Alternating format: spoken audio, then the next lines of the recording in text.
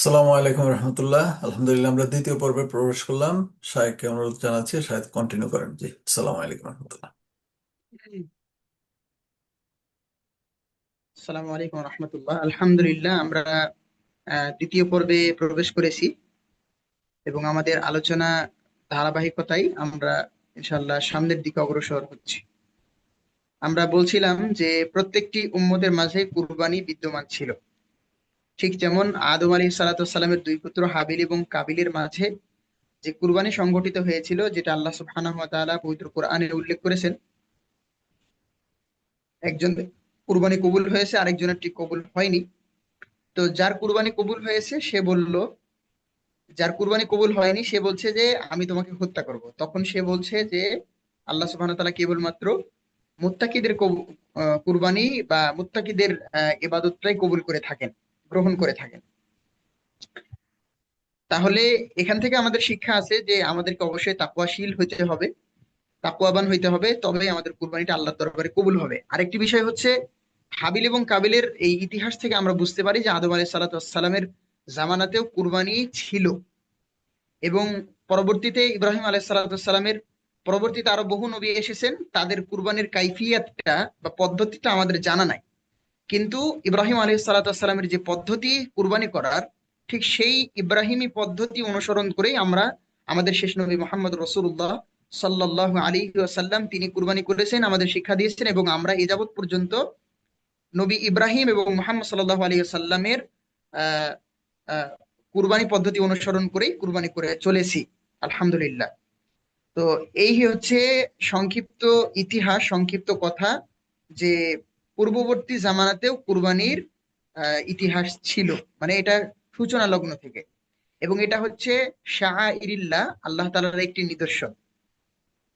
আল্লাহ সুবহানাহু ওয়া তাআলার একটি নিদর্শন হচ্ছে কুরবানি। কারণ দেখেন, শুধুমাত্র ঈদুল আজহার দিন কুরবানি হয় এটা মুসলিমরা জানে না। ইহুদি, খ্রিস্টান, বৌদ্ধ, নাসারা যা বলেন না কেন, হিন্দু সকলেই জানে যে ঈদুল আজহার দিনে মুসলমানদের একটি বাহ্যিক ইবাদত আছে, দৃশ্যমান ইবাদত আছে, সেটা হচ্ছে কুরবানি। তাহলে এটা হচ্ছে বাহ্যিক ইবাদত। কেউ যদি ঘরের মধ্যে চুপে চুপে কুরবানি করে, তাহলে এটা কিন্তু কুরবানির আহ মানে কি বলে, প্রকৃতত্বটা ফুটে ওঠে না। বরং আমাদের উচিত হচ্ছে খোলা মাঠে কুরবানি করা, খোলা মাঠে কুরবানি করা। এবং এটা হচ্ছে বাহ্যিক ইবাদত, ঠিক যেমন তাকবীর বাহ্যিক ইবাদত। আমরা যখন ঈদের মাঠে সালাতের জন্য যাই তখন কি তাকবীর বলি? আল্লাহু আকবার, আল্লাহু আকবার, লা ইলাহা ইল্লাল্লাহ, আল্লাহু আকবার, আল্লাহু আকবার, ওয়ালিল্লাহিল হামদ। এই তাকবীরটা আমরা পড়ে থাকি।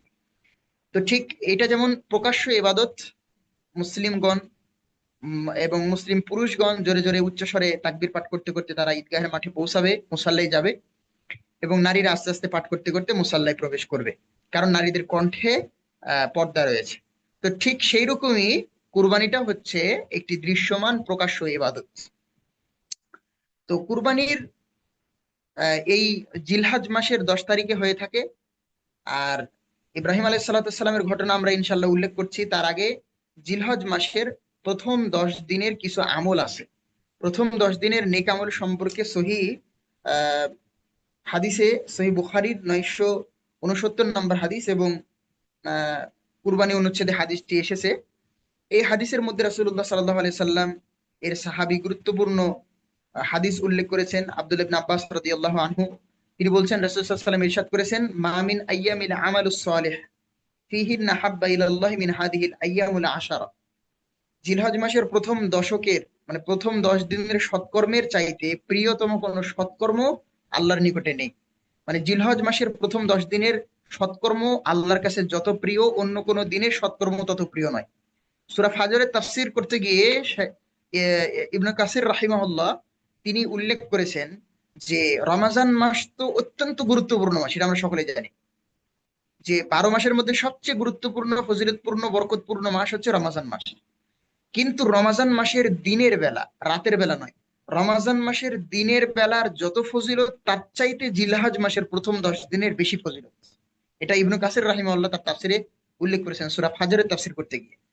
তো রমাজান মাসের দিনের বেলার চাইতে এই জিলহজ মাসের দিনের বেলার ফজিলত বেশি, এটা তিনি বলেছেন। এবং রমজানের রমজান তো রমজানে 30 দিন, 30 দিনের মধ্যে সবচেয়ে গুরুত্বপূর্ণ দিনগুলি কোনটা বা রাতগুলি কোনটা? শেষের 10 দিন। শেষের 10 দিন এবং রাত সবচেয়ে বেশি গুরুত্বপূর্ণ, কিন্তু ইবনু কাসির রাহিমাহুল্লাহ বলছেন যে রমাজানের শেষ 10 দিনের চাইতে জিলহাজ মাসের প্রথম 10 দিন বেশি গুরুত্বপূর্ণ। আল্লাহর কাছে এই ইবাদতের মূল্যটা বেশি পছন্দনীয়। এটা ইবনু কাসির উল্লেখ করেছেন তাফসিরে রাহিমাহুল্লাহ। এবং রাসূল সাল্লাল্লাহু আলাইহি ওয়াসাল্লাম এই হাদিসের মধ্যে উল্লেখ করছেন যে আল্লাহর কাছে এই 10 দিনের আমল যত প্রিয়, অন্য কোনো দিন এত প্রিয় আল্লাহর কাছে আমল হতে পারে না। এখন রমজান মাসের রাত কিন্তু আবার এর চেয়ে বেশি গুরুত্বপূর্ণ, এটা আমার মাথায় রাখতে হবে, কারণ রমজান মাসের শেষ দশকের মধ্যে রয়েছে লাইলাতুল কদর, সেখানে কোরআন নাজিল হয়েছে, আরো অনেক কিছু রয়েছে রমজানের শেষ দশকে, তার ফজিলত বর্ণনা করা হয়েছে। যাই হোক, এরপরে রাসূল সাল্লাল্লাহু আলাইহি ওয়াসাল্লাম বলছেন, সাহাবীরা বললেন, ক্বালু ইয়া রাসূলুল্লাহ, হে আল্লাহর রাসূল, ওয়ালাল জিহাদু ফি সাবিলিল্লাহ, আপনি বলতেছেন যে জিলহজ মাসের প্রথম 10 দিন, অর্থাৎ চাঁদ উঠা থেকে ঈদের আগ পর্যন্ত এই সময়টার দিনের ইবাদত যে কত গুরুত্বপূর্ণ, এতটা গুরুত্বপূর্ণ যে আপনি বলতেছেন যে এর চেয়ে প্রিয় আমল আল্লাহর কাছে অন্য কোনো দিনে হয় না। এখন আমাদের প্রশ্ন হচ্ছে যে ওয়ালাল জিহাদু ফি সাবিলিল্লাহ, কোনো ব্যক্তি যদি আল্লাহর রাস্তায় জিহাদে যায়, তো সেই জিহাদ করাটাও কি এর চাইতে বেশি মানে আল্লাহর কাছে প্রিয় নয়? তখন রাসূল সাল্লাল্লাহু আলাইহি সাল্লাম বললেন, ওয়ালাল জিহাদু ফি সাবিলিল্লাহ, আল্লাহর রাস্তায় জিহাদ করার চাইতেও এই 10 দিনে ইবাদত করা আল্লাহর কাছে বেশি প্রিয়। আল্লাহু আকবার।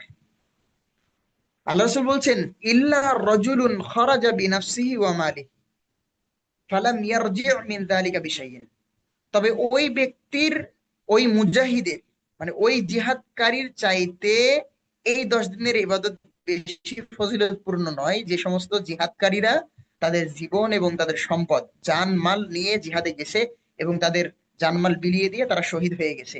এরকমটা যদি হয়, অর্থাৎ যদি শহীদ হয়ে যায়, তাহলে সেই ব্যক্তির ফজিলত, সেই ব্যক্তির মর্যাদা, গুরুত্ব আল্লাহর কাছে বেশি প্রিয়, এবং এই এবাদতটি বেশি প্রিয়, মানে জিহাদ করে শহীদ হয়ে যাওয়াটা আল্লাহর কাছে বেশি প্রিয় জিলহজ মাসের 10 তারিখের এবাদতের, 10 দিনের এবাদতের চাইতে।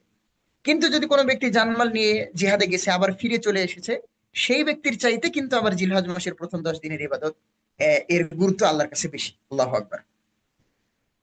এরপরে আরেকটি গুরুত্ব রয়েছে জিলহজ মাসের, অনেক গুরুত্ব। এই যে হজ সম্পাদন হয় জিলহজ মাসে, আল্লাহু আকবার। এবং এই জিলহজ মাসে যতগুলি ইবাদত একত্রিত হয়, ইসলামে অন্য কোনো মাসে এতগুলি ইবাদত একত্রিত হয় না। একজন হাজি যখন হজ করেন, দেখেন একজন হাজি আরাফার ময়দানে অবস্থান করেন, একজন হাজি আরাফার ময়দানে অবস্থানরত সালাত আদায় করেন, একজন হাজি কাবা তাওয়াফ করেন, আবার হজ এটা স্বতন্ত্র একটি ইবাদত। তো সবকিছু মিলিয়ে, এবং সে হজের সফরে সিয়ামও রাখতে পারে, রাখে।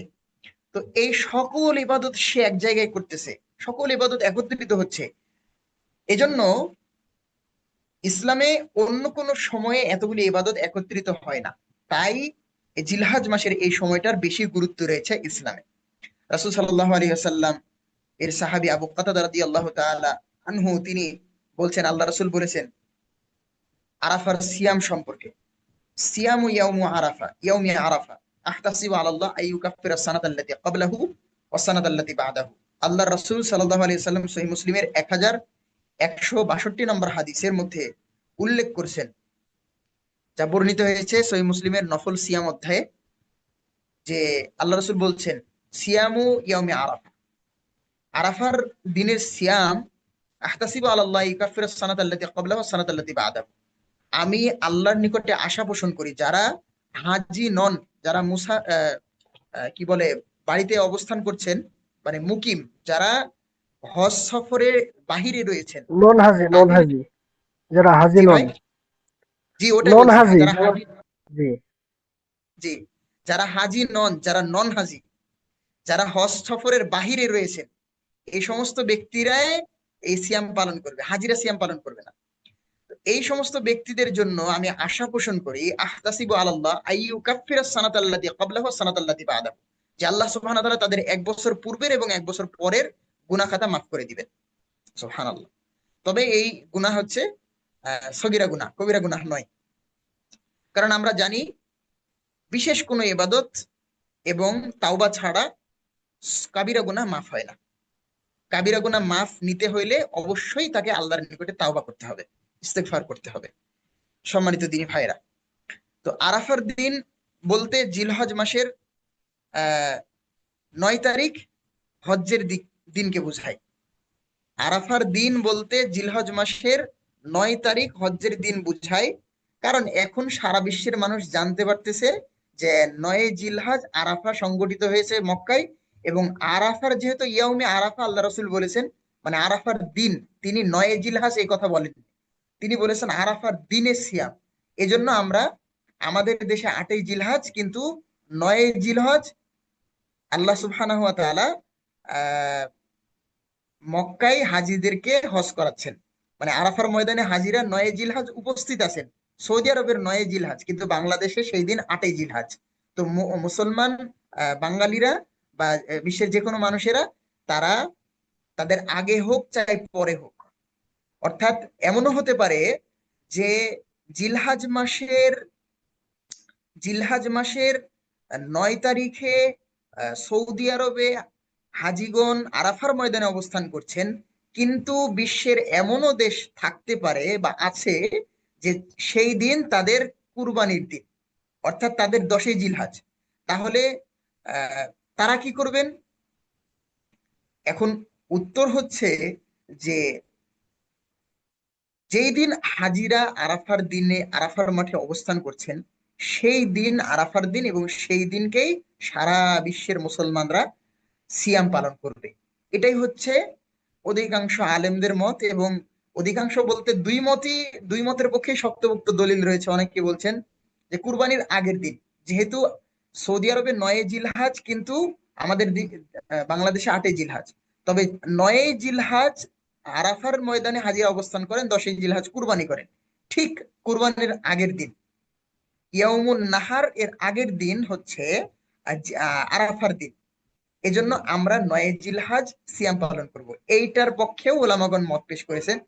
এজন্য আমরা সংশয় নিরসনের জন্য বলি, আপনি যে কোনো একটি মত গ্রহণ করতে পারেন যেটা আপনার কাছে শক্তিশালী মনে মনে হয়। এটা আমার কথা নয়, এটা ওলামাগণ বলে গেছেন যে যেটা আপনার কাছে শক্তিশালী মনে হয়।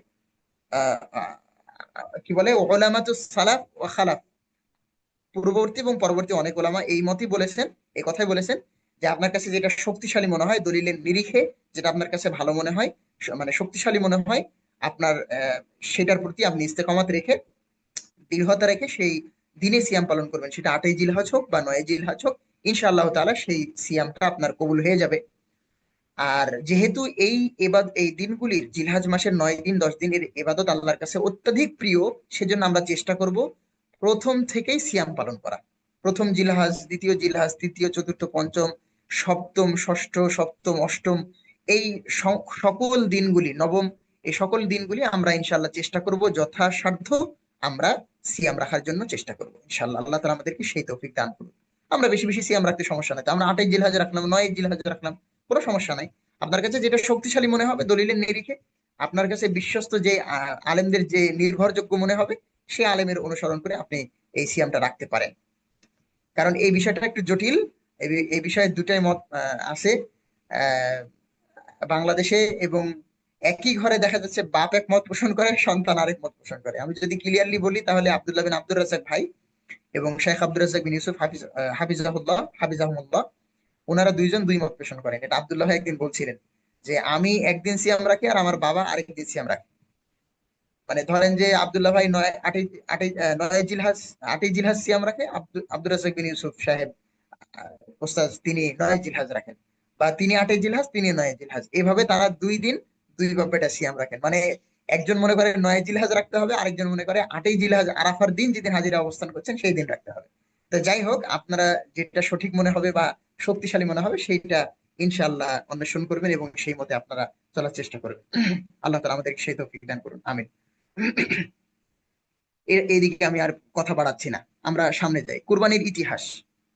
আল্লাহ সুবহানাহু ওয়া তাআলা পবিত্র কোরআনে সূরা হজ্জের 34 নম্বর আয়াতের মধ্যে বলছেন, ওয়ালিকুল্লি উম্মাতিন জাআলনা মানসাকাল লিয়াযকুরু ইসমাল্লাহ আলা মা রাযাকাহুম মিন বাহিমাতিল আনআম ফাইলাহুকুম ইলাহু ওয়াহিদ ফালাহু আসলিমু ওয়া বাশশিরিল মুখবিতিন। আল্লাহ সুবহানাহু ওয়া তাআলা বলছেন যে আর আমি প্রত্যেক উম্মতের জন্য আমরা কুরবানির বিধান রেখেছিলাম। আল্লাহ তাআলা বলছেন আমি প্রত্যেক বিধান উম্মতের জন্য কুরবানির বিধান রেখেছিলাম, যাতে করে তারা জবহ করার সময় আল্লাহ সুবহানাহু ওয়া তাআলার নাম স্মরণ করে। ওয়াযকুর ইসমাল্লাহ, আল্লাহ সুবহানাহু ওয়া তাআলার নাম স্মরণ করতে পারে। এবং আল্লাহ তাআলা বলছেন তিনি যে চতুষ্পদ গবাদি পশু, চতুষ্পদ জন্তু থেকে তাদের জন্য রিজিক নির্ধারণ করেছেন, সেজন্য তারা আল্লাহ সুবহানাহু ওয়া তাআলার নাম স্মরণ করতে পারে। আর তোমাদের ওপর জেনে রাখা ভালো যে তোমাদের একজন উপাস্য রয়েছে, মানে তোমাদের উপাস্য এক, ইলাহুকুম ইলাহু ওয়াহিদ, একজন ইলাহ রয়েছে। ফালাহু আসলিমু ওয়া বাশশিরিল মুখবিতিন, অতএব তার নিকটে তোমরা আত্মসমর্পণ করো এবং তুমি বিনয়ীদেরকে সুসংবাদ দেবে। এটা রাসূল সাল্লাল্লাহু আলাইহি ওয়াসাল্লামকে আল্লাহ তাআলা বলছেন যে বিনয়ীদেরকে সুসংবাদ দাও আর তোমরা আল্লাহর নিকটে আত্মসমর্পণ করো। তাহলে আল্লাহর নামে জবেহ করা, আল্লাহর প্রশংসা করা এবং সেই পশুর গোশত যে আল্লাহ সুবহানাহু ওয়া তাআলা আমাদেরকে খাওয়ার মতো তৌফিক দান করছেন, এটা আল্লাহ সুবহানাহু ওয়া তাআলার বিরাট একটি নিয়ামত, সম্মানিত দিনী ভাইরা। আর উক্ত গবাদি পশু হলো ছাগল, গরু, উট। ছাগলের মধ্যে অন্তর্ভুক্ত হবে ভেড়া, দুম্বা, গাড়ল ইত্যাদি আরো অনেক পশু আছে। এখন নতুন নতুন অনেক পশুর জাত বের হচ্ছে। গরুর মধ্যে অন্তর্ভুক্ত হবে মহিষ, আর আছে উট। তো এই পশুগুলির নর এবং মাদি উভয়ই পশু দ্বারাই কুরবানি করা যায়। ভেড়া ভেড়ি, ছাগল ছাগি, গাভী ষাঁড় গাভী, এরপরে হচ্ছে মহিষ, তারপরে মহিলা মহিষ, আর হচ্ছে উট উটনি, যে কোনো পশু দ্বারা কুরবানি করা যায়, সামর্থ্য অনুযায়ী কুরবানি করবে। তবে এর আগেও আমরা বললাম যে সম্ভব হলে একটু হুষ্টপুষ্ট, মানে একটু তাজা প্রাণী জবাই করা ভালো, কারণ আল্লাহর জন্য যেটা নিবেদন করছি সেটা সবচেয়ে উৎকৃষ্ট হওয়া উচিত। এটা আমাদের ইমানের দাবি। সবচেয়ে উৎকৃষ্ট প্রাণীটা, উৎকৃষ্ট বস্তুটা আল্লাহর জন্য নিবেদন করা উচিত। আমরা যেন এটা না খুঁজি যে কম টাকায় যদি একটু পাওয়া যায়, এটা না খুঁজি, বরং আমরা ভালোটা খোঁজার চেষ্টা করি। আল্লাহ আমাদের সামর্থ্যের মধ্যে উত্তম কুরবানি দান করার তৌফিক দান করুন। আল্লাহ তাআলার হুকুমে আদম আলাইহিস সালাতু ওয়াস সালামের দুই পুত্র হাবিল এবং কাবিল, তাদের দেওয়া কুরবানি থেকেই কুরবানির ইতিহাস এর গোড়াপত্তন হয়েছে। এটা সূরা মায়েদার 27 নম্বর আয়াতে আল্লাহ তাআলা বলেছেন, এরপর থেকে সকল উম্মতের উপরে কুরবানির বিধান জারি ছিল, তবে সেই সব কুরবানির বিধান আমরা জানি না আসলে কিভাবে আল্লাহ সুবহানাহু ওয়া তাআলা তাদের বিধান রেখেছিলেন। তবে যেটা আমরা বললাম যে আমরা যে কুরবানিটা করি সেটা ইব্রাহিম আলাইহিস সালাতু ওয়াস সালামের পদ্ধতি অনুসরণ করে। ইব্রাহিম আলাইহিস সালাতু ওয়াস সালামের কুরবানির সংক্ষিপ্ত ইতিহাস আল্লাহ সুবহানাহু ওয়া তাআলা সূরা সফফাতের মধ্যে উল্লেখ করেছেন। সূরা সফফাতের 102 আয়াত এবং 102 আয়াত থেকে আল্লাহ সুবহানাহু ওয়া তাআলা উল্লেখ করতে করতে 107 আয়াত পর্যন্ত, 102 থেকে 108 আয়াত পর্যন্ত আল্লাহ সুবহানাহু ওয়া তাআলা উল্লেখ করেছেন। ফালাম্মা বালাগা মাআহু সাইয়া ক্বালা ইয়া বুনাইয়া ইন্নী আরা ফিল মানামি আন্নী আযবাহুকা ফানজুর মাযা তারা। এভাবে আল্লাহ তাআলা বলতে থেকেছেন। আল্লাহ তাআলা বলছেন যে যখন ইসমাইল তার পিতার সাথে কাজকর্ম করার বয়সে উন্নীত হলো, তখন সে তাকে বলল, ইব্রাহিম আলাইহিস সালাম তার পিতাকে বলল, কি বলে, তার সন্তানকে বলল, ইয়া আবাতি, কি বলে, ইয়া বুনাইয়া, হে আমার সন্তান, ইন্নী আরাফিল মানাম, আমি স্বপ্নে দেখছি, আন্নী আযবাহুকা, আমি তোমাকে জবেহ করছি, ফানদুর মাযা তারা, এখন তোমার অভিমতটা কি? ক্বালা ইয়া ক্বালা ইয়া আবাতি ফাআল মা তুমার। তখন সন্তান ইসমাইল আলাইহিস সালাম বলছেন যে হে আমার পিতা, আপনাকে যে নির্দেশ দেওয়া হয়েছে তা আপনি পালন করুন, ইনশাআল্লাহু মিনাস সাবিরিন, ইনশাআল্লাহ যদি আল্লাহ চায় তো আপনি আমাকে ধৈর্যশীলদের সাথে পাবেন। ফালাম্মা আসলামা ওয়া তাল্লাহু লিল জাবিন। এরপরে আল্লাহ সুবহানাহু ওয়া তাআলা উল্লেখ করছেন যে তারপরে যখন পিতা এবং পুত্র উভয়ে আল্লাহর হুকুম পালনের জন্য আত্মসমর্পণ করলো। তাহলে দেখেন, কুরবানি দেওয়াটা আল্লাহর দেওয়া একটা বিধান, এবং কুরবানি করাটা আল্লাহ সুবহানাহু ওয়া তাআলার একটি বিধান পালন করার মাধ্যমে আল্লাহর কাছে আত্মসমর্পণ করা। এবং পিতা পুত্রকে উপর করে ফেলে দিল। তখন আমরা তাকে ডাক দিলাম, আল্লাহ বলছেন আমি তাকে ডাক দিলাম, ইয়া ইব্রাহিম কদ সাদ্দাকতার রুইয়া, হে ইব্রাহিম, নিশ্চয় তুমি তুমি তো স্বপ্নকে সত্যে পরিণত করছো। আল্লাহু আকবার। আমরা এভাবে ইন্না কাযালিকা নাজজিল মুহসিনিন, আমরা এভাবে সৎকর্মশীলদেরকে পরীক্ষা করে থাকি। এভাবে আল্লাহ তাআলা ইব্রাহিম আলাইহিস সালামকে বললেন। নিশ্চয়ই এটা ছিল একটি স্পষ্ট, সুস্পষ্ট পরীক্ষা। আর আমরা ইসমাইল আলাইহিস সালামের বিনিময়ে ফিদিয়া দিলাম একটি মহান কুরবানি। আল্লাহ বলছেন ইসমাইলের বিনিময়ে একটি মহান কুরবানি ফিদিয়া দিলাম, এবং আমরা তার প্রশংসা বাণী পরবর্তীদের মধ্যে অব্যাহত রাখলাম। কিয়ামত পর্যন্ত যত মানুষ আসবে তারা সবাই জানবে যে ইব্রাহিম এবং ইসমাইলের এই ঘটনাটি এই পৃথিবীর ইতিহাসে সংঘটিত হয়েছিল। আল্লাহু আকবার। এবং তারা সকলেই যখন তাদের নাম উচ্চারণ করবে, সকল নবী রাসূলদের নাম তো বটেই, তাদের নাম যখন উচ্চারণ করবে তখন আলাইহিস সালাতু ওয়াস সালাম। আল্লাহু আকবার। তো ইব্রাহিম আলাইহিস সালাতু ওয়াস সালাম এবং ইসমাইল আলাইহিস সালাতু ওয়াস সালামের ঘটনার মাধ্যমে মানব জাতির জন্য আল্লাহ সুবহানাহু ওয়া তাআলা একটি মহান শিক্ষা নিহিত রেখেছেন। যদি আমরা সেখান থেকে শিক্ষা গ্রহণ করতে পারি তাহলে আমাদের জন্য এটা ভালো হয়, এটা আমাদের জন্য উপকৃত আমরা হতে পারি, উপকার হয়। তো হযরত ইব্রাহিম আলাইহিস সালাতু ওয়াস সালামের বয়স যখন 86 বছর, তখন আল্লাহ সুবহানাহু ওয়া তাআলা হাজের আলাইহিস সালাতু ওয়াস সালামের গর্ভে ইসমাইলকে দান করলেন যখন 86 বছর বয়স। আর যখন ইব্রাহিম আলাইহিস সালাতু ওয়াস সালামের বয়স প্রায় 100 বছর, মানে 99 বছর যখন বয়স, তখন সারার পেটে আল্লাহ সুবহানাহু ওয়া তাআলা ইসহাককে দান করলেন, ইসহাক আলাইহিস সালাতু ওয়াস সালামকে দান করলেন। তো এবং ইব্রাহিম আলাইহিস সালাতু ওয়াস সালাম এই পৃথিবীতে 200 বছর জীবিত ছিলেন, যেটা তাফসীর ইবনে কাসিরে উল্লেখ পাওয়া যায়।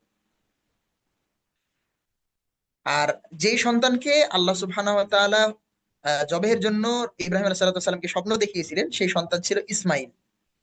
কেন এই কথা বললাম? আমরা জানি যে ইসমাইল আলাইহিস সালাতু ওয়াস সালামের ঘটনাই কোরআন হাদিসে বা ইসলামের ইতিহাসে বর্ণিত হয়েছে, কিন্তু ইহুদি খ্রিস্টানরা দাবি করে যে ইসমাইল নয়, বরং ইসহাককে জবেহ করার কথা বলা হয়েছে। কারণ ইহুদিদের ওল্ড টেস্টামেন্টে একটি অধ্যায়ে তারা তাদের সেখানে বলা আছে যে আব্রাহাম সে কি বলে ইব্রাহিম আব্রাহাম মানে ইব্রাহিম আলাইহিস সালাতু ওয়াস সালাম তার পুত্র ইসহাককে জবেহ করেছিল বা জবেহ করার জন্য উদ্যত হয়েছিল, কি বলে প্রস্তুতি নিয়েছিল, আদিষ্ট হয়েছিল তার পুত্র ইসমাইলকে জবেহ করার জন্য, ইসহাককে জবেহ করার জন্য। এবং পরবর্তীতে সেই ইহুদি ধর্ম থেকে মুসলিম হওয়া কিছু সাহাবী তারা পর্যন্ত মানে নবমুসলিম যারা আর কি, তারা এই রেওয়ায়াতটা করার ফলে অনেক সময় এই রেওয়ায়াতটা মানে এই বর্ণনাটা পরবর্তী সময় চলে এসেছে যে ইসহাককে জবেহ করেছে। এটা নিয়ে অনেক ওলামা ভিন্ন মত পোষণ করেছেন, কিন্তু এটা গুটি কয়েক। কিন্তু স্পষ্ট এবং সত্যনিষ্ঠ ঘটনা হচ্ছে ইব্রাহিম আলাইহিস সালাতু ওয়াস সালাম তার পুত্র ইসমাইলকে জবেহ করেছিলেন বা জবেহ করার জন্য উদ্যত হয়েছিলেন। জবেহ করেননি, জবেহ করতে চেয়েছিলেন, আল্লাহর দেখানো স্বপ্ন তিনি বাস্তবায়ন করতে চেয়েছিলেন। এবং আল্লাহ বলেছেন ইন্না কাযালিকা নাজজিল মুহসিনিন, এইভাবে আমি সৎকর্মশীলদেরকে পরীক্ষা করে থাকি। তাহলে আজকে আমাদেরকেও কিন্তু আল্লাহ সুবহানাহু ওয়া তাআলা পরীক্ষা করতে পারেন। আমরা শুনে আসছিলাম যে আহ যখন ছোট ছিলাম তখন শুনতাম খতিবগণ বলতেন যে চিন্তা করুন যদি আমাদের কেউ আল্লাহ সুবহানাহু ওয়া তাআলা ইব্রাহিম আলাইহিস সালামের মতো নির্দেশ প্রদান করতেন যে তোমাদের সন্তানদেরকে জবেহ করতে হবে, পশু প্রাণী নয় সন্তানদেরকে জবেহ করতে হবে, তাহলে আমাদের কি অবস্থা হইতো? আমরা কতটুকু আল্লাহ সুবহানাহু ওয়া তাআলার হুকুম পালন করতাম। আজকে তো আমরা পশু পালন করতেই, পশু জবেহ করতেই আমরা হিমশিম খেয়ে যাচ্ছি, বা আমরা চাচ্ছি না, আমরা পিস্টন দিচ্ছি অনেক সময়, এবং আমাদের অনেক ভাই দ্বিধাদ্বন্দ্বে ভুগছি। কিন্তু যদি আমাদেরকে ইব্রাহিম আলাইহিস সালামের মতো সন্তান জবেহ করার কথা বলা হতো, তাহলে আমাদের কলিজার টুকরা আদরের সন্তানগুলিকে আমরা কি জবেহ করার জন্য, আল্লাহর হুকুম পালন করার জন্য, আল্লাহর কাছে আত্মসমর্পণ করার জন্য সেই প্রচেষ্টা আমাদের মধ্যে থাকতো? থাকতো না। আল্লাহু আকবার। আল্লাহ তাআলা আমাদেরকে সেই আহ কঠিন পরীক্ষা থেকে মানে মুক্তি দিয়েছেন, আমাদের উপরে রহম করেছেন, এবং আমাদেরকে পশু জবেহ করার পরে সেই পশু আমাদেরকে ভক্ষণ করার মতো তৌফিক দান করেছেন। আমিন, আলহামদুলিল্লাহ। আর আল্লাহ সুবহানাহু ওয়া তাআলা পূর্বের যে নবী রাসূলদেরকে, বিশেষ করে হাবিল কাবিলের যে কুরবানির পশু, সেই ব্যাপারে বলা হয়েছে যে যখন তাদের পশুটা তারা কুরবানির জন্য পেশ করত, বা তাদের কোনো কিছু কুরবানির জন্য তারা পেশ করত, কারণ আমরা জানি এক ভাই পশু চারণ করত, পশু পালন করত, সেই জন্য সে পশু আল্লাহর জন্য নিবেদন করেছিল। আর এক ভাই ক্ষেত খামার করত, ফসল ফলাদি উৎপন্ন করত, সে ফসল ফলাদি কি আল্লাহর জন্য নিবেদন করেছিল। কিন্তু আল্লাহ সুবহানাহু ওয়া তাআলা যে পশু পালন করে তার কুরবানিটা কবুল করেছিলেন, এবং যে ক্ষেত খামার আল্লাহর জন্য গম বা ধান বা ইত্যাদি পেশ করেছিল সেগুলো আল্লাহ সুবহানাহু ওয়া তাআলা কবুল করেননি। কবুল করেছেন এবং কবুল করেননি এটা কিভাবে বোঝা যেত? আসমান থেকে একটা অগ্নিকুণ্ড এসে জ্বালিয়ে দিত। যার কুরবানিটা কবুল হয়েছে তার কুরবানির পশুগুলো বা কুরবানিকৃত পেশকৃত আল্লাহর দরবারে কুরবানির জন্য পেশকৃত সেই বিষয়গুলিকে ভস্ম করে দিয়ে দিত আগুন এসে। আর যারটা কুরবানি হতো না তারটা পড়ে থাকতো। তাহলে বোঝা যেত যে কারটা কুরবানি হয়েছে আর কারটা কুরবানি হয়নি। আল্লাহ যদি এই বিধানটাও আমাদের জন্য জারি রাখতো, তাহলে আমাদের কত জনের কুরবানি হচ্ছে আর কত জনের কুরবানি হচ্ছে না। আমরা কি গোশত খাওয়ার জন্য কুরবানি দিচ্ছি নাকি আল্লাহর জন্য কুরবানি দিচ্ছি? আমরা কি মানুষকে দেখানোর জন্য কুরবানি দিচ্ছি নাকি আল্লাহ সন্তুষ্টি করার জন্য, আল্লাহর বিধান পালন করার জন্য কুরবানি দিচ্ছি? এটা আমাদের জন্য স্পষ্ট হয়ে যেত। আলহামদুলিল্লাহ, আল্লাহ তাআলা আমাদের জন্য এই বিধান রাখেননি। আর আরেকটি বিষয় হচ্ছে, আমাদের কুরবানি ধরেন যে আমরা কুরবানি করলাম, আমাদের কুরবানি কবুল হয়নি বা কোনোভাবে ত্রুটি বিচ্যুতি হয়েছে, সেটা আমরা যদি আল্লাহর কাছে তাওবা করি বা ফিরে আসি বা আল্লাহর কাছে ক্ষমা চাই বা আল্লাহর কাছে বলি আল্লাহ আমাদের ভুলে গেছে, লৌকিকতা হয়ে গেছে, তুমি মাফ করো, তাহলে আল্লাহ কিন্তু মাফ করে দিচ্ছে। আল্লাহু আকবার। এবং আল্লাহ সুবহানাহু ওয়া তাআলা কিন্তু পরবর্তীতে সেই কুরবানিটা কবুল করে নিতে পারে। সেজন্য আল্লাহর একটি বিশেষ দয়া যে আল্লাহ তাআলা আমাদেরকে পশু জবাই করার জন্য পিতা পিতাকে পুত্র জবেহ করার পরিবর্তে পশু প্রাণী জবেহ করার বিধান নাযিল করেছেন এবং পশু প্রাণী থেকে আমাদেরকে মাংস ভক্ষণ করার এবং মানুষকে খাওয়ানোর তৌফিক দান করেছেন। এই চিন্তাগুলি যদি আমরা একটু করি তাহলে অটোমেটিক আল্লাহর প্রশংসা আসবে, অটোমেটিক আল্লাহ সুবহানাহু ওয়া তাআলার শুকরিয়া আদায় করতে আমরা পারবো। আল্লাহ তাআলা আমাদের সেই তৌফিক দান করুন, আল্লাহুম্মা আমিন। সম্মানিত দিনী ভাইরা, এরপরে যে ঘটনাটা হচ্ছে যে ইসমাইল আলাইহিস সালামের বয়স, আহ, যখন জবাই করার জন্য ইব্রাহিম আলাইহিস সালাম আদিষ্ট হয়েছিলেন তাকে আল্লাহর স্বপ্ন বাস্তবায়নের জন্য, তখন ইসমাইল আলাইহিস সালামের বয়স মোটামুটি 13 বছর ছিল। তাফসীর ইবনে কাসির রাহিমাহুল্লাহ তিনি বলছেন ওই সময় তিনি কেবল সাবালকত্বে উপনীত হয়েছিলেন। সাবালকত্বে উপনীত হয়েছিলেন এমন সময় পিতা ইব্রাহিম স্বপ্নে দেখলেন যে তিনি তার একমাত্র সন্তান ইসমাইলকে কুরবানি করছেন। নবীদের স্বপ্ন ছিল ওহী, তাদেরকে আহ স্বপ্ন দেখানো হতো যেটা, সেইটা বাস্তবায়ন করতে হইতো। এবং আমরা জানি যে নবীরা ঘুমাতেন কিন্তু তাদের অন্তরটা জাগ্রত থাকতো, তাদের চক্ষু ঘুমাইতো, মানে তাদের চোখটা বন্ধ থাকতো কিন্তু তাদের অন্তর খোলা থাকতো, যেটা হাদিস রাসূল সাল্লাল্লাহু আলাইহি ওয়াসাল্লামের বর্ণিত হয়েছে। তো ইব্রাহিম আলাইহিস সালাম স্বপ্ন দেখলেন। স্বপ্নে দেখলেন 3 রাত, 3 রাত্রি তিনি স্বপ্ন দেখলেন। প্রথম রাতে তিনি স্বপ্ন দেখেন, ঘুম থেকে উঠে ভাবতে থাকেন যে কি করবেন স্বপ্ন দেখার পরে। এজন্য প্রথম রাতে 8ই জিলহজ ইয়ামুত তারবিয়া বা স্বপ্ন দেখানোর দিন বলা হয়। ইয়ামুত তারবিয়া বা স্বপ্ন দেখানোর দিন হিসেবে উল্লেখ করা হয়। এদিন হজ্জের ইহরাম বেঁধে আরাফার ময়দানের উদ্দেশ্যে রওনা হতে হয়। দ্বিতীয় রাতে পুনরায় ইব্রাহিম আলাইহিসসালাম স্বপ্ন দেখলেন এবং তিনি নিশ্চিত হলেন যে এটি শুধু স্বপ্ন নয়, বরং এটি আল্লাহ সুবহানাহু ওয়া তাআলার নির্দেশ। এই জন্য ওই 9ই জিলহজকে ইয়াউমুল আরাফা বা নিশ্চিত হওয়ার দিন বলা হয়। আর 10ই জিলহজ তিনি তার সন্তানকে কুরবানি করার জন্য তৃতীয় দিন, তৃতীয় রাতে পুনরায় একই স্বপ্ন দেখে তিনি ছেলেকে কুরবানি করার সিদ্ধান্ত নেন। এই জন্য এই দিনটাকে 10ই জিলহজ বা ইয়াউমুন নাহার, কুরবানি করার দিন হিসেবে উল্লেখ করা হয়।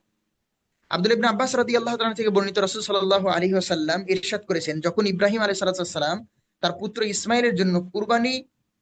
ইসমাইলকে কুরবানির জন্য নিয়ে যান, তখন শয়তান তাকে 3 স্থানে বাধা দিয়েছিল। কয় স্থানে বাধা দিয়েছিল? 3 স্থানে ইব্রাহিম আলাইহিস সালামকে বাধা দিয়েছিল শয়তান। যে কুমন্ত্রণা দিচ্ছে, আলহামদুলিল্লাহ 10 মিনিট আছে, কুমন্ত্রণা দিচ্ছে যে সন্তানকে জবাই করবি বা ইত্যাদি ইত্যাদি, আল্লাহু আলাম। ফলে তিনি শয়তানকে 3 স্থানে 3 বার 7টি করে কঙ্কর নিক্ষেপ করলেন, অর্থাৎ পাথর নিক্ষেপ করলেন, পাথর ছুঁড়ে মারলেন। তারপর যখন তিনি ছেলেকে কুরবানির জন্য মাটিতে উপুড় করে ফেললেন, তখন পিছন থেকে আওয়াজ আসে, ইয়া ইব্রাহিম কদ সাদ্দাক্তার রুইয়া, হে ইব্রাহিম তুমি স্বপ্নকে বাস্তবে পরিণত করেছো। ইব্রাহিম আলাইহিস সালাম তাকিয়ে দেখেন একটি বিশাল শিংওয়ালা সাদা দুম্বা দাঁড়িয়ে রয়েছে। এগুলো মুসনাদে আহমদ এবং বিভিন্ন হাদিস গ্রন্থে ও তাফসির গ্রন্থে উল্লেখ করা হয়েছে। তাফসির ইবনে কাসিরে বিশেষ করে উল্লেখ করা হয়েছে। আচ্ছা, আমরা কি এই পর্বে এই প্রশ্ন উত্তরে চলে যাব? থাক, অসুবিধা নেই, আমরা আমরা পরবর্তী পর্বে প্রশ্নোত্তর যাবো ইনশাল্লাহ, অসুবিধা নেই। আপনি কন্টিনিউ করুন। আচ্ছা আচ্ছা ঠিক আছে, ওকে। আচ্ছা জাযাকাল্লাহ খাইর। আচ্ছা। তো উক্ত সুন্নাতের অনুসরণে মোহাম্মদীদেরকেও মানে অর্থাৎ মুসলিম উম্মা যারা আমরা উম্মতে মোহাম্মদী আছি তাদেরকেও কিন্তু এই 3 জামরাই 7টি করে পাথর নিক্ষেপ করতে হয় এখনো পর্যন্ত। হাজিরা এই পাথর নিক্ষেপ করে থাকেন। তো এখানে নিঃসন্দেহে উদ্দেশ্য ছিল, আহ জবেহ ছিল না এখানে, পুত্রকে জবেহ করার উদ্দেশ্য ছিল না, বরং উদ্দেশ্য ছিল ইব্রাহিম আলাইসাল্লাম ও ইসমাইল আলাইসাল্লামের আল্লাহ ভীরুতা ও আল্লাহর প্রতি আনুগত্য প্রকাশের পরীক্ষা নেওয়া। তাহলে আজকেও কিন্তু আল্লাহ তাআলা আমাদেরকে শুধুমাত্র কুরবানির নয়, বিভিন্ন মাধ্যমে বিভিন্ন ভাবে কি করে থাকেন, পরীক্ষা নিয়ে থাকেন। তো সেই পরীক্ষায় যদি আমরা পাশ করি তাহলে এটা আমাদের জন্য কল্যাণকর, আর যদি আমরা পরীক্ষায় পাশ করতে না পারি তাহলে সেটা আমাদের জন্য বড় হতভাগার এবং হতভাগ্যের কারণ হবে। তো এই জিলহাজ মাসে আমাদের কিছু করণীয় আছে। মাসাইলুল উদহিয়াতে, কুরবানির মাসাইলে, এই জিলহাজ মাসে আমাদের শুরুতে কিছু করণীয় আছে। আমরা যারা কুরবানি প্রদান করব তাদের জন্য করণীয় হচ্ছে যে এই জিলহাজ মাসের চাঁদ উঠার পূর্বেই আমরা আহ আমাদের যাদের অবাঞ্ছিত হাতের নখ, পায়ের নখ, তারপরে মুছ, তারপরে হচ্ছে অবাঞ্ছিত লোম, বিশেষ করে নাভির নিচের লোম, বগলের লোম, এগুলো পরিষ্কার করে নিতে হবে। আহ যদি প্রয়োজন হয় পরিষ্কার করা এবং কাটার, তাহলে আমরা কেটে নেবো, পরিষ্কার করে নেবো, কারণ চাঁদ উঠার পরে রাসূল সাল্লাল্লাহু আলাইহি সাল্লাম এগুলো কাটতে বা পরিষ্কার করতে নিষেধ করেছেন। যেমন তিনি বলেছেন হাদিসের মধ্যে, রাসূল সাল্লাল্লাহু আলাইহি সাল্লাম এর একজন একজন উল্লেখ করেছেন হাদিসটি, উম্মে সালামা রাদিয়াল্লাহু তাআলা আনহা। তিনি বলছেন যে রাসূল সাল্লাল্লাহু আলাইহি সাল্লাম ইরশাদ করেছেন, ইদা দাখালাল আশরু, যখন 10 দিন প্রবেশ করে জিলহজ মাসের, ওয়া আরাদা বা'দুহুম বা'দুকুম আইয়ুদহিয়া, আর তোমাদের কেউ যদি কুরবানি করার মনস্থ করে, ফালা ইউমাসসা মিন শা'রিহি ওয়া আযফারিহি শাইআন, তাহলে সে যেন জিলহজ মাসে চাঁদ ওঠার পরে, জিলহজ মাসে চাঁদ ওঠার পর হতে কুরবানি সম্পূর্ণ করা পর্যন্ত তার নিজ নিজ চুল ও নখ কর্তন না করে, চুল এবং নখ কর্তন না করে। সহিহ মুসলিমের 1977 নম্বর হাদিস। যেদিন কুরবানি করবে সেদিনই কুরবানি করার পরে নখ চুল কাটবে, যদিও সেটি আইয়ামে তাশরিকের শেষ দিন অর্থাৎ 13ই জিলহজ তারিখে হয়। অর্থাৎ এই কুরবানির পরের 3 দিনকে আইয়ামে তাশরিকের দিন বলা হয়। কুরবানির পরের 3 দিন কুরবানি করা যায়, এটা আমরা জানি। তো এই 3 দিন সে অপেক্ষা না করে কুরবানি করা হয়ে গেলেই সে নখ চুল কেটে নিবে। দ্বিতীয়ত, এই আদেশটি শুধুমাত্র কুরবানি দানে সক্ষম ব্যক্তি নয়, বরং সকল মুসলিমের জন্য, মানে যে কুরবানি দেয়নি তার জন্য প্রযোজ্য। এবং কুরবানি দিতে সক্ষম ব্যক্তি কুরবানির খালেস নিয়তে এই কাজটা করবে, সে নখ চুল আগে কেটে ফেলবে। আল্লাহ সুবহানাহু ওয়া তাআলার নিকটে তা পূর্ণাঙ্গ কুরবানি হিসেবে গৃহীত হবে ইনশাআল্লাহ। জনৈক ব্যক্তি রাসূল সাল্লাল্লাহু আলাইহি সাল্লামকে বললেন যে, উমিরতু বিয়াউমিল আদহা জামাআল্লাহু ঈদান ঈদাল লাহাদিহিল উম্মাহ, আমি ঈদুল আযহা সম্পর্কে আদিষ্ট হয়েছি, আল্লাহ সুবহানাহু ওয়া তাআলা এই দিনকে এই উম্মতের জন্য ঈদ হিসেবে নির্ধারিত করেছেন। লোকটি বলল, হে আল্লাহ রাসূল সাল্লাল্লাহু আলাইহি সাল্লাম, আমি যদি ছোট একটি মাদি বকরি ছানা ছাড়া অন্য কিছু না পাই তাহলে কি আমি সেটা কুরবানি করব? রাসূল সাল্লাল্লাহু আলাইহি সাল্লাম তখন বললেন, লা, তুমি কুরবানি করবে না, বরং রাসূল সাল্লাল্লাহু আলাইহি ওয়াসাল্লাম ওয়ালাকিন তাখুযু মিন শারিকা ওয়া তুকাল্লিমু আযফারাকা ওয়া তাকুসসু শারিকা ওয়া তাহলিকু আনাকা ফাযালিকা তামামুল উদহিয়াতিকা ইনদাল্লাহি আযজা ওয়া জাল। রাসূল সাল্লাল্লাহু আলাইহি ওয়াসাল্লাম বলছেন যে তোমার চুল নখ কাটো, গোঁফ ছাটো, গুপ্তাঙ্গের লোম সাফ করো, এটাই তোমার জন্য আল্লাহর নিকটে পূর্ণাঙ্গ কুরবানি হবে। এই হাদিসটি বর্ণিত হয়েছে মুসনাদে আহমদের 6575 নম্বর হাদিস। তাহলে ওই ব্যক্তি ছোট্ট একটি বকরি ছানা কুরবানি দেওয়ার জন্য আল্লাহ রাসূল সাল্লাল্লাহু আলাইহি ওয়াসাল্লামের কাছে অনুমতি প্রার্থনা করলেন। আল্লাহ রাসূল তাকে অনুমতি দিলেন না, কারণ আহ অপ্রাপ্ত বয়স্ক কোনো বকরি বা কোনো পশু জবাই করা ঠিক নয়। আর রাসূল সাল্লাল্লাহু আলাইহি ওয়াসাল্লাম এটার অনুমতি দেননি, যদিও এক হাদিসে বলা হয়েছে কোনো ক্ষেত্রে যদি না পাওয়া যায় ছাড় দেওয়া হয়েছে। তো এই হাদিসে রাসূল সাল্লাল্লাহু আলাইহি ওয়াসাল্লাম বকরিস হানাকে, ছোট বাচ্চাকে কুরবানি করার জন্য নিষেধ করেছেন এবং তাকে নির্দেশ দিচ্ছেন যে তুমি আহ চুল নখ জিলহজ মাসের এই যে আমরা যেটা বললাম রাসূল সাল্লাল্লাহু আলাইহি ওয়াসাল্লাম নির্দেশ দিয়েছেন, সেই কাজটা তুমি করবা। আগেই জিলহজ মাসের চাঁদ ওঠার আগেই চুল নখ কেটে নিবা, তাহলে এটা তোমার জন্য পূর্ণাঙ্গ কুরবানি হিসেবে গৃহীত হবে। ইমাম নওয়াবী রাহিমাহুল্লাহ তাআলা তিনি বলেন, এর তাৎপর্য হলো যাতে অকর্তৃত্ব মানে যেটা কাটা হয়নি এমন নখ চুল সহ পূর্ণাঙ্গ দেহ নিয়ে মুমিন জাহান্নাম থেকে মুক্তি পায়। যেটা কাটা হয়নি এটা নিয়ে যেন মুমিন জাহান্নাম থেকে মুক্তি পায়। তাছাড়া এর তাৎপর্য এটাও হতে পারে যে ইসমাইল আলাইহিস সালাম হাসি মুখে তার জীবন দিয়ে আল্লাহ সুবহানাহু ওয়া তাআলার হুকুম পালন করেছিলেন। তার অনুসরণে মুমিনরা তাদের দেহের একটা অংশ বিশেষ চুল নখ ইত্যাদি কুরবানি দিয়ে কুরবানি দেওয়ার মাধ্যমে মনের মধ্যে এই সংকল্প করতে পারে যে আল্লাহ সুবহানাহু ওয়া তাআলার দ্বীনের স্বার্থে প্রয়োজনে আমরাও ইসমাইল আলাইহিস সালামের ন্যায় জীবন দিয়ে কুরবানি হয়ে যেতে প্রস্তুত।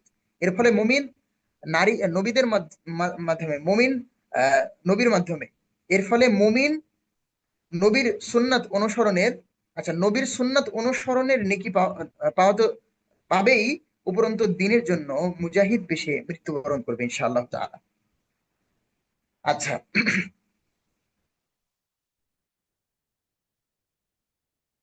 মুনাফিকি মুনাফিকি হালতে মৃত্যুবরণ থেকে বেঁচে যাবে ইনশাআল্লাহ।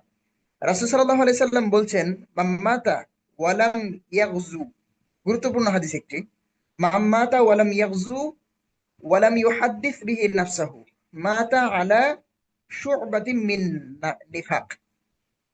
যে ব্যক্তি মৃত্যুবরণ করলো, মারা গেল, কিন্তু তার অন্তরের মধ্যে জিহাদ করার কোনো আকাঙ্ক্ষা তামান্না জাগ্রত হলো না, ইচ্ছা জাগ্রত হলো না, রাসূলুল্লাহ সাল্লাল্লাহু আলাইহি ওয়াসাল্লাম বলছেন সে যেন এক প্রকার মুনাফিকি হালতে মৃত্যুবরণ করলো। আস্তাগফিরুল্লাহ। যে ব্যক্তি মারা গেল কিন্তু কোনোদিন জিহাদ করলো না, বা তার মনে জিহাদের কথা উদয়ও হলো না, জিহাদের তামান্না জাগ্রত হলো না, ইচ্ছা পোষণ করলো না, জিহাদ করার মনস্থ করলো না, তাহলে ওই ব্যক্তি যেন এক প্রকার মুনাফিকি অবস্থায়, কপট অবস্থায় মৃত্যুবরণ করলো। তাহলে আমাদের উচিত আমাদের অন্তরের মধ্যে এই তামান্না রাখা যে আমরা ইনশাআল্লাহ আল্লাহর জন্য, আল্লাহর দ্বীনের জন্য কখনো জিহাদ করা প্রয়োজন হলে ইনশাআল্লাহ আমরা আল্লাহর রাস্তায় জিহাদ করব। বিশ্বাস করবেন কিনা, আল্লাহ সুবহানাহু ওয়া তাআলার কাছে আমার একটি চাওয়া ছিল। আল্লাহ তাআলা আমাকে একটি সন্তান দান করেছেন, পুত্র সন্তান, আপনারা অনেকে জানেন দিনী ভাইরা। তো আমার ইচ্ছা একটি যে আমার সন্তানকে যেন আল্লাহ তার রাস্তায় কবুল করে, মুজাহিদ হিসেবে কবুল করে, শহীদ হিসেবে কবুল করে তার রাস্তায়। এটা জঙ্গিবাদিত্বের জন্য নয়, বরং জিহাদের জন্য, প্রকৃত জিহাদ করতে গিয়ে যেন আমার সন্তান শহীদ হয়ে যায়। এবং আমি তো আগে থেকে এই তামান্না রাখি ইনশাআল্লাহ যে আল্লাহর দ্বীনের জন্য, দ্বীন প্রতিষ্ঠার জন্য কখনো যদি জীবন দেওয়া প্রয়োজন হয়, দিতে হয়, তাহলে কোরআন ও সুন্নাহ নির্দেশিত পথে আমি আল্লাহর রাস্তায় জিহাদ করে জীবন দিয়ে দিব ইনশাআল্লাহ, আল্লাহর দ্বীনকে, আল্লাহর কালেমার পতাকাকে উড্ডীন করার জন্য।